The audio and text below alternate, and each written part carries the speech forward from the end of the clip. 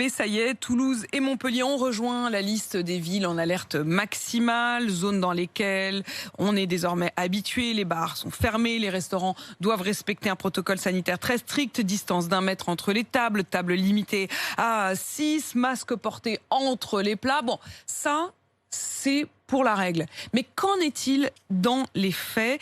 Ces mesures sont-elles vraiment respectées? Nos reporters, Benoît Ballet et Nicolas Traîneau, ont fait la tournée des restaurants, presque la tournée des bars, vous allez voir.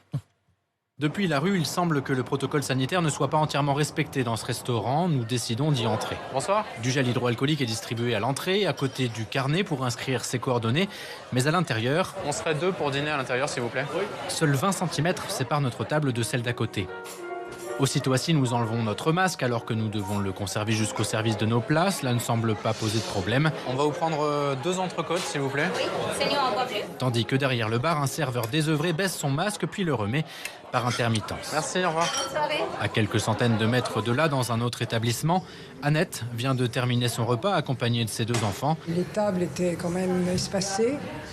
Les serveurs ont le masque. Je pense qu'il n'y a rien à redire, hein.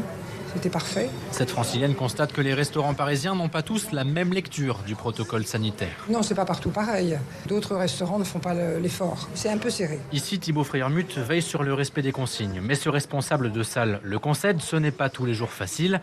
Il y a d'abord les blagues sur le registre de clients. Alors, on a des rigolos. On a eu Céline Dion, on a eu Nicolas Sarkozy. Et surtout certains récalcitrants devant lesquels il faut rester ferme. Il y a des clients qui, au bout de quelques verres, oublient tout. L'environnement, le cas de la pandémie. Donc, après 2 verres, ils l'oublient complètement. Donc, on est là pour leur rappeler et insister. Des fois, il faut insister lourdement. Donc, on n'hésite pas. Si la personne est récalcitrante, on va l'encaisser. On va lui demander de quitter l'établissement, tout simplement. Non, c'est pas évident tous les jours, mais bon.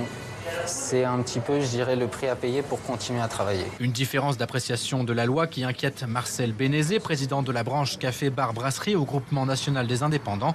Pour lui, il faut donc durcir les règles. C'est ça le problème, c'est qu'aujourd'hui, les bons élèves ont payé pour ceux qui sont les mauvais. Donc c'est pour ça qu'aujourd'hui, je ne me cache pas de le dire, il n'y a qu'à sanctionner les mauvais élèves, c'est-à-dire que les contrôles de police ont qu'à être beaucoup plus virulents, un avertissement préfectoral, et s'ils ne respectent pas, le lendemain, ils sont fermés, et puis c'est tout. Il faut en arriver là, c'est malheureux de le dire, il faut qu'on reste ouvert, donc respectons le protocole sanitaire strict. Sauf qu'un restaurateur l'avoue anonymement, demander aux clients de porter leur masque entre le plat et le dessert, comme le veut le protocole, c'est délicat.